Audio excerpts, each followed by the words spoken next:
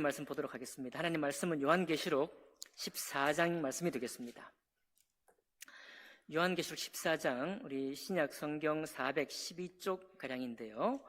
14장 전체 말씀을 보겠지만 오늘 봉독은 14장 1절부터 12절까지 말씀을 합독으로 봉독하겠습니다. 네, 그러면 함께 읽습니다. 시작. 또 내가 보니 보라, 어린 양이 시온산에 섰고 그와 함께 14만 4천이 서 있는데 그들의 이마에는 어린 양의 이름과 그 아버지의 이름을 쓴 것이 있더라. 내가 하늘에서 나는 소리를 들으니 많은 물소리와도 같고 큰 우렛 소리와도 같은데 내가 들은 소리는 검은 고 타는 자들이 그 검은 고를 타는 것 같더라. 그들이 보좌 앞과 내 생물과 장로들 앞에서 새 노래를 부르니 땅에서 속량함을 받은 14만 4천 밖에는 능히 이 노래를 배울 자가 없더라. 이 사람들은 여자와 더불어 더럽히지 아니하고 순결한 자라. 어린 양이 어디로 인도하든지 따라가는 자며 사람 가운데에서 속량함을 받아 처음 익은 열매로 하나님과 어린 양에게 속한 자들이니 그 입에 거짓말이 없고 흠이 없는 자들이더라. 또 보니 다른 천사가 공중에 날아가는데 땅에 거주하는 자들 곧 모든 민족과 종족과 방언과 백성에게 전할 영원한 복음을 가졌더라. 그가 큰 음성으로 이르되 하나님을 두려워하며 그에게 영광을 돌리라. 이는 그의 심판의 시간이 이르렀음이니 하늘과 땅과 바다와 물들의 근원을 만드신 이를 경배하라 하더라. 또 다른 천사 곧 둘째가 그 뒤를 따라 말하되 무너졌도다 무너졌도다 큰 성 바벨론이여 모든 나라에게 그의 음행으로 말미암아 진노의 포도주를 먹이던 자로다 하더라. 또 다른 천사 곧 셋째가 그 뒤를 따라 큰 음성으로 이르되 만일 누구든지 짐승과 그의 우상에게 경배하고 이마에나 손에 표를 받으면 그도 하나님의 진노의 포도주를 마시리니 그 포도주의 부은 포도주라. 거룩한 천사들과 아까 어린 양 앞에서 불과 유황으로 고난을 받으리니 그 고난의 연기가 세세토록 올라가리로다. 짐승과 그의 우상에게 경배하고 그의 이름표를 받는 자는 누구든지 밤낮 쉼을 얻지 못하리라 하더라. 성도들의 인내가 여기 있나니 그들은 하나님의 계명과 예수에 대한 믿음을 지키는 자니라. 아멘. 말씀과 예배를 위해 기도하겠습니다. 존귀하신 하나님 아버지, 거룩하고 거룩하셔서 항상 하늘에 계시고 이 땅에 있는 모든 곳으로부터 침범받지도 아니하시고 또 그 뜻을 바꾸지도 아니하시는 우리 주 그리스도와 또 우리 하나님 아버지께 이 말씀 주심을 인해서 감사를 드리며 우리 삶 속에서 하나님 말씀으로 우리를 새롭게 할 수 있어서 더욱 감사드립니다. 하나님 거룩된 자로 불러주셨는데 죄인을 거룩된 자로 불러주셨는데 그 거룩한 자의 삶을 하나님 아버지 주님의 도우심 가운데 걸어갈 수 있도록 저희들을 크게 격려하시고 이끌어 주시옵소서. 그렇게 하실 주님을 찬양하며 감사할 때 귀하신 우리 주 예수님 이름으로 기도하옵나이다.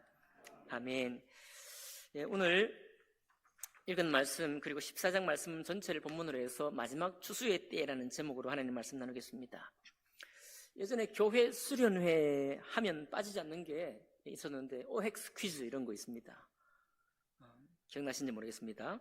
성경 퀴즈이기도 하고 일반 상식 문제를 내기도 하는데요.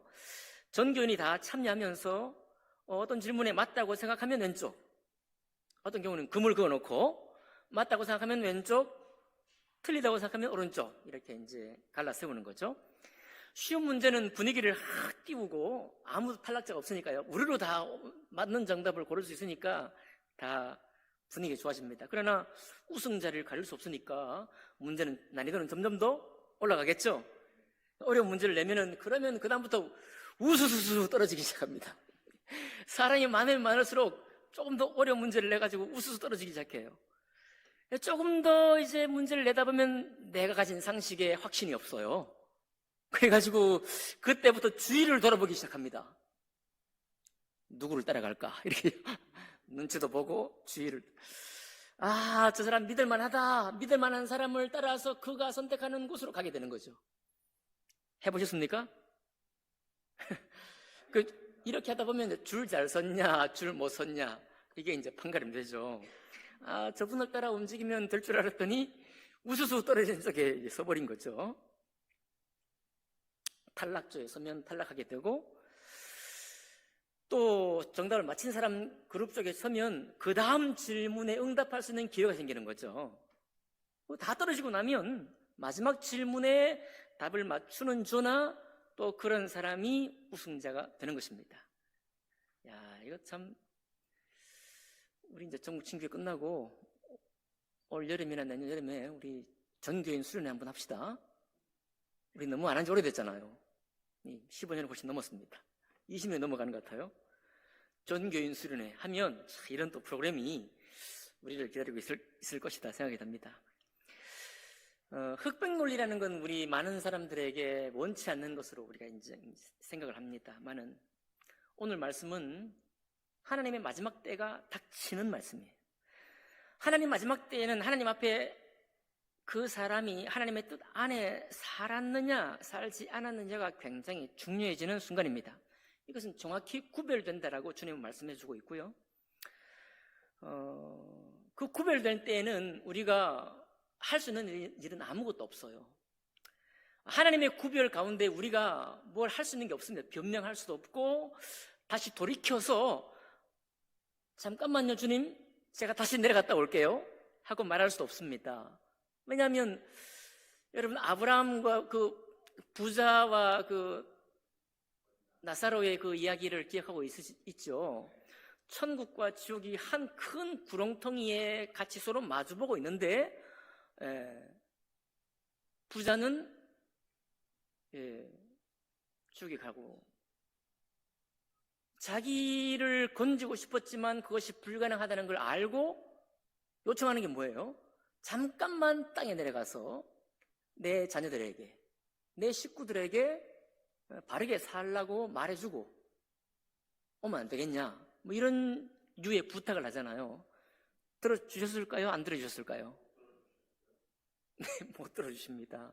안 들어주시기도 하고 못 들어주시는 거죠. 왜냐하면 하나님, 오늘 이제 하나님의 마지막 추수의 때인데, 마지막 추수의 때에는 우리의 100년 인생을 우리에게 허락하여 주셨고, 우리가 모든 것을 주님의 은혜를 또 입혀주시고 깨닫게 하는 지혜를 주시고 날마다 주의 종회를 따라 말씀으로 권면하시고 우리 스스로가 그 말씀을 묵상할 수 있는 이 좋은 시대, 인쇄술이 발달해서 가기만 하면, 넘기기만 하면 하나님의 계시의 말씀을 들을 수 있는 이때에 너무 많은 기회를 우리에게 주시기 때문에, 그리고 하나님은 늘 또 회개를 받으시고 용서를 하시는 긍휼이 많으신 분이시잖아요.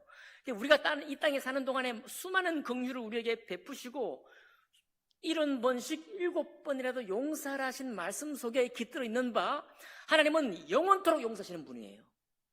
우리 인생이 끝날 때까지, 우리 숨이 이제 턱에 닿아서 마지막 호흡을 내쉴 직전까지도 우리 주는 우리에게 긍휼을 베푸시는 분이십니다. 그런데 오늘 이 14장 이 마지막 추수의 때는 아무것도 없습니다. 이거는 우리의 사는 삶으로만 말하는 거예요. 우리가 그동안 하나님의 말씀을 따라 어떻게 어떠한 행실을 살았는가만 가지고 하나님이 이제 결정을 하시는 그런 순간입니다. 이런 순간이 있다는 사실을 우리는 먼저 기억을 해야 될 필요가 있다는 것입니다. 여러분과 저는 이런 순간이 반드시 우리에게 닥쳐온다는 사실을 기억하셔야만 됩니다. OX 퀴즈도 탈락자하고 우승자가 갈라지는 때가 있잖아요. 우승자가 선물 받는데 탈락자가 나도 선물 달라고 하면 줍니까? 안 주잖아요. 못 주잖아요. 자, 그런 때를 주님이 오늘 말씀하고 있습니다. 그래서 마지막 추수의 때라 그러면, 마지막 추수의 때가 되기 전에 우리가 전도를 해야지, 이런 메시지가 아닙니다. 이 메시지가 아니고, 내가 할 일을 다 끝냈는데 하나님이 나의 삶을 통해서 이 마지막 추수에 주님이 거두실 텐데, 나를 주님이 의의 종으로 거두시느냐 그렇지 않는 종으로 거두시느냐가 결정된다는 이 말씀이에요. 이 메시지가 오늘 14장의 본문은. 그러면 우리는 관심을 기울여야 되겠죠. 어떻게 이런 일이 생길 것이고, 또 내가 어떤 삶을 살 때 하나님의 의의 추수에 그런 속하는 자가 될 것이냐. 우리 계시록을 통해 제가 늘 말씀드리지만 이것은 구원의 축복이 아닙니다. 이것은 구원받은 자가 임하는 하나님의 약속이 결코 아닌 것입니다. 계시록의 수많은 말씀은 전부 다 구원받은 사람이 하나님의 거룩한 진리의 말씀 가운데 어떠한 반응으로 살아가느냐, 우리의 삶에 대한 하나님의 평가를 말씀하고 있는 거예요. 자, 그러면 우리가 보겠습니다. 이제 보니까 오늘 우리 익숙한 숫자가 나오는데 14만 4천이 14장 1절에 나와요. 어린 양이 시온산에 섰고 그와 함께 14만 4천이 서 있는데 그들의 이마에는 어린 양의 이름과 그 아버지의 이름을 쓴 것이 있어요. 야, 이 사람들은 벌써 충성된 하나님의 증인인 것을 이미 주님이 인정하셔가지고 이마에 도장을 새긴 사람들이에요. 네. 앞으로 할 일이 아니라 이미 이분들은 구원받았을 뿐만 아니라 신앙의 수많은 도전과 유혹을 믿음과 인내로 이긴 사람들, 그래서 인정받은 사람들이거든요. 이 사람들의 이마에 하나님의 생명책에 기록된 그 기록이 있다는 것입니다. 그런데 그 사람들이 하늘에서 우레 같은 소리와 많은 물소리 같은 소리로 검문고 같은 악기에 맞추어서 노래를 하는데 이 새 노래를 막 합니다. 3절을 보니까 그렇게 새 노래를 14만 4천이 하는데 능히 이 노래를 배울 자가 없는 노래를 부르는 거예요. 네. 이 하나님의 신비, 그리고 하나님 앞에 신실한 삶을 사는 이 사람들이 영화로우신 하나님을 찬양하는 이 노래는 이제 쉽게 이해되지 않는 노래. 그렇지만 분명한 것은 뭐냐면 하나님께 영광 돌리는 새 노래를 부르는 사람들입니다. 사실 이 14만 4천은 구원받은 유대인들이다 보통 이렇게 말씀하고 있죠. 왜냐하면 각 지파마다 12,000명씩 14만 4천이 되었기 때문에. 그러나 유대인들은 이미 지파의 구별이 없어진 지 오래됩니다. 지파 구별을 찾지를 못하는 단지파 같은 경우 이저리진 지파고 이 지파 구별을 찾지를 못해요. 이 문자적으로만 적용할 수는 없습니다. 어쨌든 이 14만 4천인데 오늘 보니까 24만 4천의 정체가 조금 더 밝혀지는데요. 4절, 5절 보시면 이 사람들은 여자와 더불어 더럽히지 아니하고 순결한 자라. 여러분, 수총각들을 말하고 있습니다. 그냥 문자적인 수총각이라기보다는 여자와 더불어 더럽히지 않다. 이건 뭐 하나님이 부부의 삶, 사랑의 관계를 거절하거나 그런 이야기가 절대 아니죠. 특별히 하나님 앞에 거룩한 구별된 자라는 그런 이제 상징적인 의미가 있는 것이죠. 그 순결한 자입니다. 어린 양이 어디로 가든지 따라가는 자예요. 그 입에 5절에 보니까 거짓말이 없고 흠이 없는 자들입니다. 사람 가운데 속량함을 받아서 처음 익은 열매가 된 사람들이에요. 자, 하나님의 죄 용서를 받은 사람일 뿐만 아니라 당연한 것입니다. 왜냐하면 우리가 거듭나서 죄의 종이 하나님의 의의 종이 되는 것이 구원이잖아요. 그러니까 구원이거든요. 그 구원받았을 뿐만 아니라 어린 양이 어디로 가든지 따라가는 사람이에요. 그러니까 의의 종이기 때문에 주님의 종입니다. 주님의 종이란 말이 뭐예요? 주님이 가시는 곳을 따라가기를 원하는 사람이 주님의 종이잖아요. 아멘이죠? 그래요. 이런 사람들이 바로 자기 몸을 더럽히지 아니하고 하나님의 이마에 인침을 받은 14만 4천인 것입니다. 그러니 이걸 문자 그대로 적용하면 아주 곤란해지죠. 자매님이 안 나와요. 하나님이 그렇게 성차별하시는 분이 아니죠? 아닙니다. 그 중심의 뜻만 우리가 밝히 깨달으면 됩니다. 누구가 되었든지 하나님이 거룩하게 우리를 구별하실 때 우리를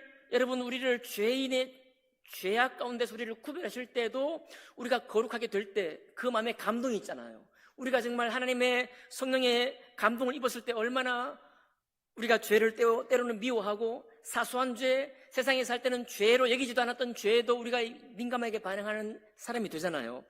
그렇게 거룩한 자, 어린 양이 가는 곳을 따라 가기를 원하는 사람, 이 사람들이 바로 이 14만 4천의 주인공입니다. 주인공.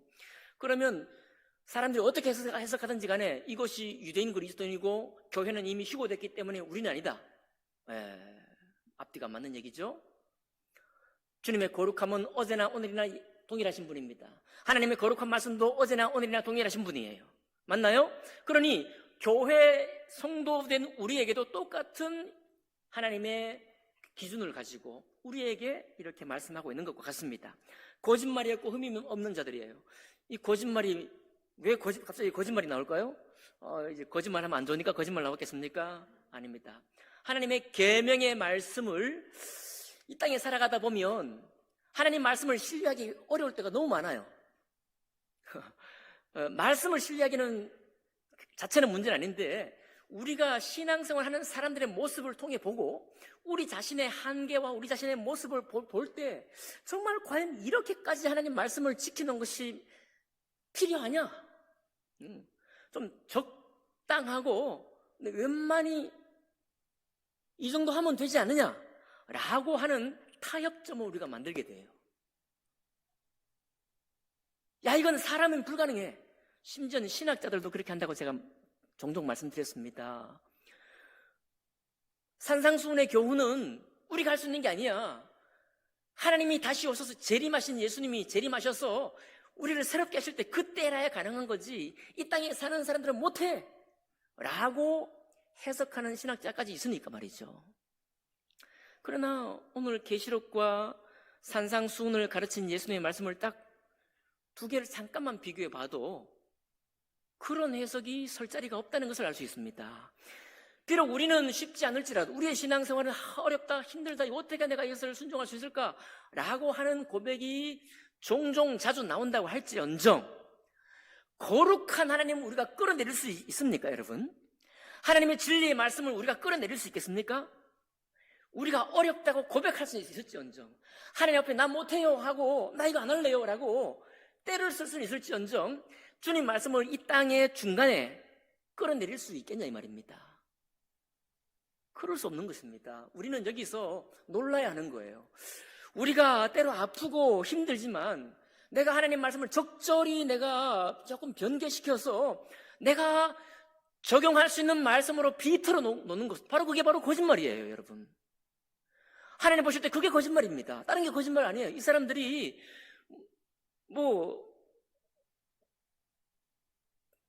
용돈이 없어가지고 부모님 앞에 용돈 얻으려고 그렇게 학창시절에 거짓말한 거 이런 거 거짓말 얘기하는 게 아닙니다. 하나님 말씀을 나의 처지에 맞게 생각하는 것은 우리가 다 하는 거지만 그것이 최종적이라고 생각하고 그것대로 사는 거예요. 그것대로 말하는 것입니다. 이게 우리의 입이 거짓말로 나가는 거예요. 여러분 결단코 우리 그렇게 하지 마시기 바랍니다. 내가 부끄러울 때예요. 내가 그 말씀을 지키지 못해서 내가 민망할 때이지 하나님 말씀을 바꿀 때가 아닙니다. 내가 다른 사람의 홍조가 되어가지고 목사님이 그것도 못합니까? 라고 하면 내가 부끄럽게 될 노릇이지 이 말씀은 그런 말씀이 아니야 라고 여러분 제가 그 말씀을 잘못 해석해가지고 그렇게 가르친다고 생각해 보세요. 줄 잘못 쓰는 거예요. 그 지도자만 망하는 게 아니고 그 지도자의 말을 듣고 그 말씀인 줄 알고 따라가는 모든 사람이 다 엇길로 가는 겁니다. 다 탈락자가 되는 거예요. 그런 거짓말을 여러분 우리가 다 확인할 수 없지만 중요한 건 뭐냐면 하나님 말씀을 우리 중심으로 이해하려고 하는 그 신실한 믿음, 그 신실한 믿음을 살기 원한다고 하는 그 중심이 우리에게 필요한 것입니다. 아셨죠? 네. 그래서 이 마지막 추수의 때는 다시 말씀드리면 우리가 이제 변명할 것도 없는데 이제 주님이 계속 말씀하십니다. 이게 왜 중요한가? 6절 보니까요, 다른 천사가 또 나타났는데 공중에 날아가고 있습니다. 공중에 날아가면서 모든 민족과 종족과 백성과 방언에게 전할 영원한 복음을 가지고 7절에 보니까 큰 음성으로 말하는 거예요. 하나님을 두려워하라. 그에게 영광을 돌리라.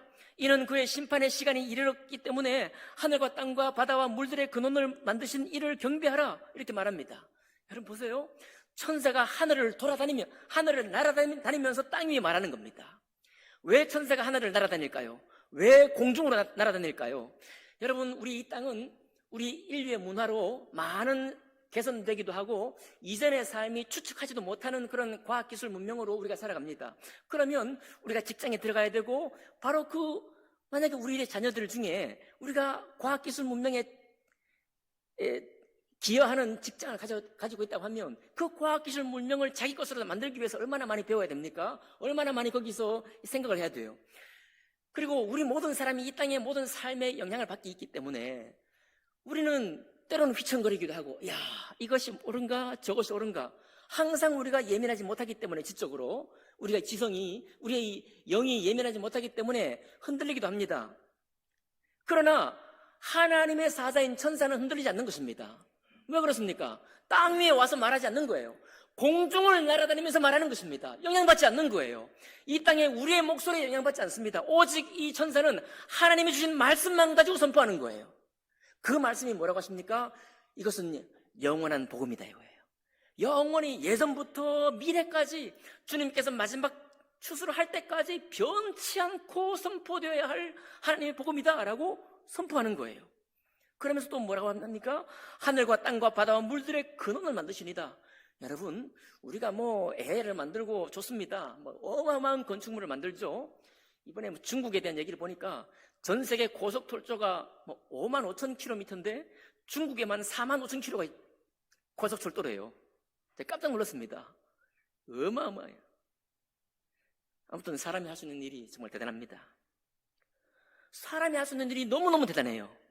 그렇지만 사람이 할 수 없는 일이 있는데 하늘을 만들지 못합니다.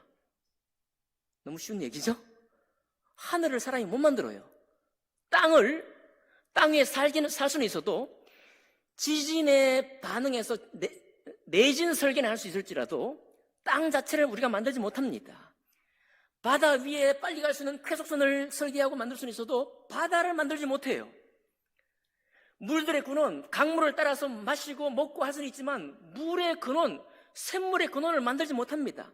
여기 모든 것이 다 천사는 공중을 날아다니고 하늘과 땅과 바다와 물들의 근원을 만드시는 이에게 경배하라. 그러니까 인류 문화가 아무리 목에 힘이 들어갈 만큼이나 자랑스러울 만큼 얼마나 찬란하다고 할지라도 사람이 전혀 손대지 못하는 것, 오히려 사람은 그 바탕 위에서만 있을 수밖에 없는 것, 오히려 하나님 만드신 위에서만 살 수밖에 없는 바로 그것을 창조하신 그분만에게 우리의 경배를 돌리라, 이런 말씀입니다. 합당하죠? 합당한 거 아닙니까? 너무 합당한 거죠.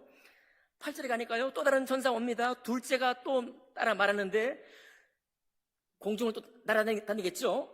무너졌도다 큰 성 바벨론이요, 모든 나라에게 그의 음행으로 말미암아 진노의 포도주를 먹이던 자로다.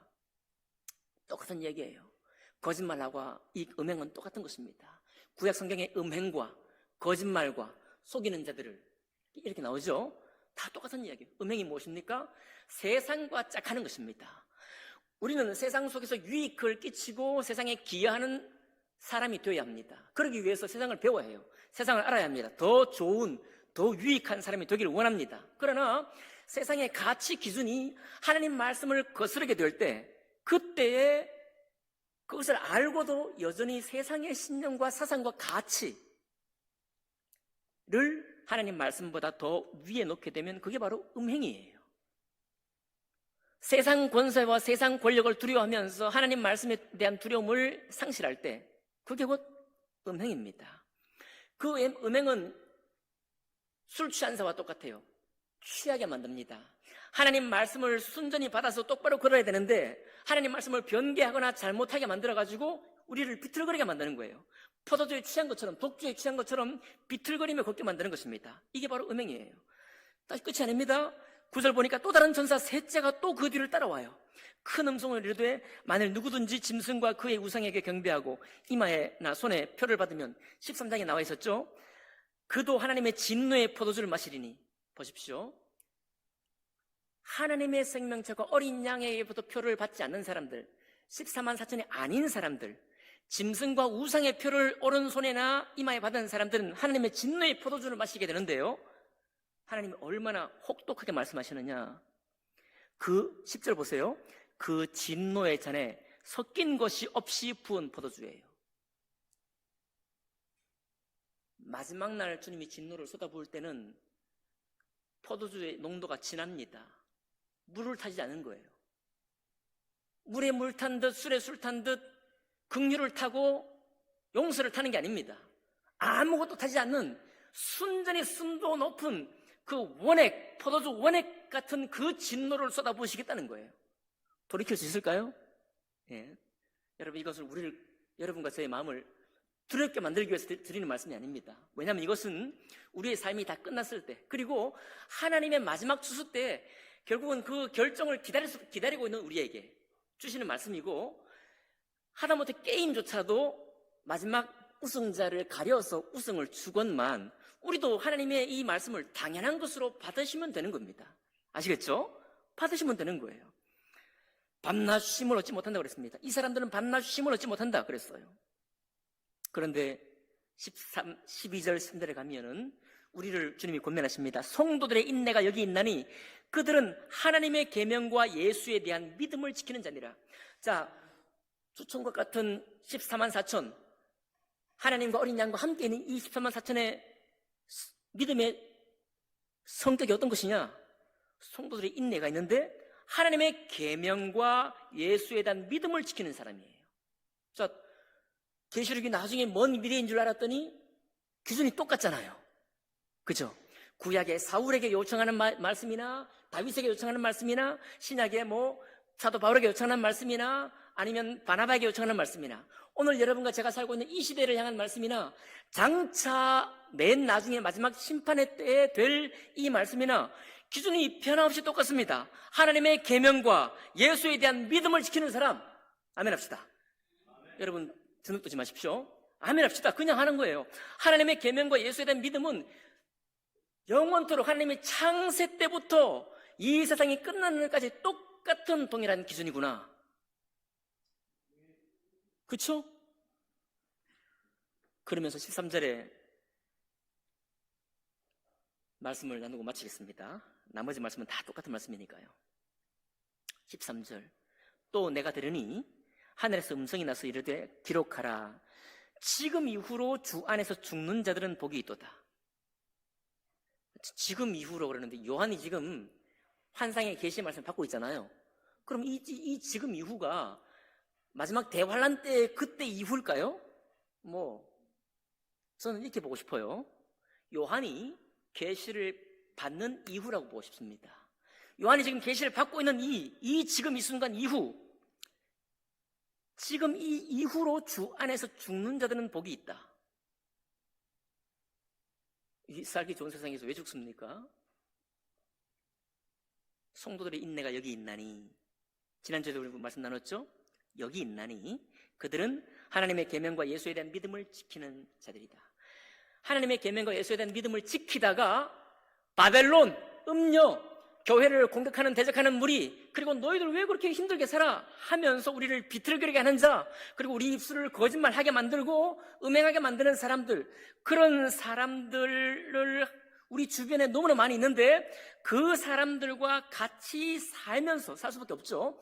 함께 어울려 살지만은 그들로부터 우리의 신앙을 계속해서 분리해내고 지켰을 때 그들이 우리를 못 살게 굴 수 있고 심지어는 죽음에게 내어줄 수도 있다. 순교에게도 이를 수 있다. 그런 얘기입니다. 그렇게 해서 죽는 사람들은 행복하다. 왜 행복하냐? 성령이 이르시되 그러하다. 그들이 수고를 그치고 쉬리니 이는 그들의 행한 일이 그들을 따름이라. 여러분, 순교자는 복이 있습니다. 그런데 이 복을 뭐라고 하는가 하면 수고를 그치고 쉰다고 그랬어요. 여러분, 이 땅에 살면서 하는 동안에 하나님의 계명을 지키려고 애를 쓰고 예수 그리스도의 은혜 안에서 강하여지면서 사는 사람들은 비록 이 땅에서 어려운 고통을 당하여서 순교 너무 먼 얘기지만 순교를 당한다 할지라도 그는 수고를 끝내고 천국에서 안식을 누리는 자입니다. 근데 여기에 마지막 기준이 뭐냐고, 어떻게 해야 그러면 안식을 누리느냐? 이는 그들의 행한 일이 그들을 따름이라. 여러분, 구원받은 우리 하나님의 사람들이, 하나님의 종이잖아요. 우리가 하나님의 종인데 우리의 행실과 우리의 삶으로, 우리의 삶이 이제 우리에게 기록됩니다. 우리의 행한 일이 내 뒤를 따라오는 거예요. 하나님이 나를 보실 때 내 이름을 보십니다. 나의 구원받은 내 안에 있는 예수 그리스도를 보시겠죠. 그러나 동시에 나만 보시는 게 아니고 내가 했던, 내가 신앙을 싸웠던, 하나님의 계명을 지키려고 애를 썼던, 예수 그리스도 안에 머물기 위해서 끊임없이 내가 말씀 가운데 거룩하게 살려고 했던 그 행실을 보시고 주님이 이렇게 이 땅에서 순교했으나 너는 안식이다 라고 축복하는 것입니다. 그러면 음녀 바벨론을 따라간 사람은 어떻게 될까요? 아까 말씀드렸습니다. 희석되지 않은 순도 100%의 포도주 진노의 포도주를 쏟아 부음을 당하게 될 것인데, 사실은 그 사람들이 왜 그렇게 따라갔겠습니까? 행복하려고 사실 따라간 거예요. 너무 역설적이지 않습니까? 이 땅에 사는 동안에 내가 행복한 삶을 위해서 말씀으로부터 멀어지고 나의 삶, 나의 안녕한 삶, 나의 평안한 삶을 쫓아 산 거예요. 사실 여러분, 왜 지난주도 말씀드렸지만 세상을 따라서 대매드리는 세상으로 갔겠습니까? 심판받으려고 갔겠어요? 아닙니다. 행복하려고 간 거예요. 내가 이제 말씀을 지키는 삶이 피곤하니, 이 삶과 예수 그리스도 안에 사는 삶이 너무 피곤하니 좀 나의 삶이 좀 자유롭고 좀 더 행복하고 조금 더 안식이 있는 쉼이 있고 그런 삶을 선택한 사람들이에요. 그런데 너무 역설적이잖아요. 그렇게 선택했는데 주님의 마지막 추수 때 이 사람들은 쉬지 못합니다. 불과 유황으로 쉼없는 고난이 있다고 얘기하고 있어요. 너무 역설이잖아요. 여기 저도 그렇고 여러분도 그렇고 우리는 전부 다 행복한 삶을 원하고 있습니다. 영원히 행복한 삶도 원하고 있어요. 그렇기 때문에 우리 귀에 우리의 몸은 행복하는 것을 향해서 갑니다. 여러분, 우리가 아무리 신앙이 좋아도 행복한 곳으로 가고 돼 있어요. 가만히 내버려두면 행복한 길로 지가 갑니다. 제 몸이. 그런데 그 자체를 탓하거나 나무라는 게 아닙니다. 여러분, 하나님은 우리 이 땅에 사는 동안에 안녕을 주시죠. 감사를 주시죠. 샬롬을 주시죠. 은혜를 주시죠. 하나님을 찬양할 수 있는, 정말 또 가정 경제가 피곤할 때 새로운 찬양을 주실 만한 그런 응답도 주십니다. 하나님은 우리의 행복을 원하셔요. 그죠? 그런데 그 행복을 원하시는데 이 땅의 행복을 원하면서 말씀을 접고 말씀을 비틀고 하면서 살게 되면 영원한 안식을 누리지 못한다는 그런 말씀이에요. 이것이 마지막 추수 때 일어나는 일입니다. 읽지 않겠지만 14절 이후부터는 하나님의 추수의 날은 예리한 낮이에요. 예리한 낮으로 다 거둬들일 곡식은 거둬들이고 포도주 틀에 짓밟을 것은 역시 짓밟습니다. 거기에는 다시 돌이킴이 없고 다시 물릴 수 있는 게 아니라는 사실입니다. 여러분, 우리의 삶 속에서 우리가 지금 현대인이 살아가면서 하나님 말씀을 주목하기란 정말 쉽지 않습니다. 아브라함이 하나님 말씀을 받은 것처럼 오늘 내가 사는 내 삶 속에서 아브라함과 똑같은 말씀을 똑같이 내가 받는다는 것이 이상하기도 합니다. 이게 신화 아니야? 이게 전설 아니야? 이게 설화 아니야? 이런 학자들도 많이 있습니다. 우리 성서침례교회 성도 여러분, 그리고 말씀을 누구보다도 중히 여길 줄 아는 여러분, 그분들이 어떤 권위를 가지고 우리의 귀를 유혹한다고 할지라도 그분들이 마지막 추수 때 우리를 가편이나 좌편에 놓을 수 있는 권리가 있는 게 아닙니다. 그분들은 아무 권리가 없어요, 여러분. 여러분, 우리 인생 중에 어떤 사람도 마지막 추수 때에 우리를 갈라서올 권리가 없습니다. 아무도 그렇게 하지 못하는 거예요. 오직 한 분, 살아계신 하나님 한 분하고 어린 양 되신 예수 그리스도, 그분의 계명과 예수 그리스도의 은혜만이 우리를 갈라 세우는 것입니다. 누구에게 우리의 삶을 내어주시겠어요? 누구에게 우리의 이 결정권을, 최후 결정권을 내어드리겠습니까? 저는 결단코 우리 모두가 하나님, 마지막 결정권은 하나님께 있습니다. 그러니 내가 휘청거릴지언정, 내가 좀 부족해서 비틀거릴지언정 나는 지금부터 확정하겠습니다. 하나님의 계명의 말씀과 예수 그리스도에 대한 믿음, 이거 구약 성도들도 믿고 지켰던 이 말씀 생명처럼 귀하게 여기면서 나의 남은 생에 어찌 되었든지 간에 주님과 함께 동행하는 삶이 되기를 원합니다.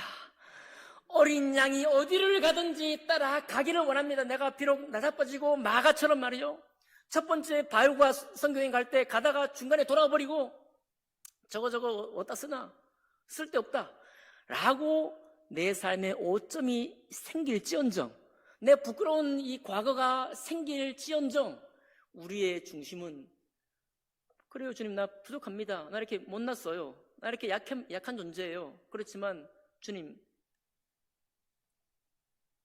내 중심에는 여전히 주님 따르고자 하는 구원받은 은혜가 있고 주님을 사랑하고 주님을 경외하는 내 마음이 있어요. 나 따라갈래요 라고 하는 그런 중심이 여러분과 저 우리 모두에게 있기를 원합니다. 최후 결정권자는 주님이시니까요. 기도하겠습니다.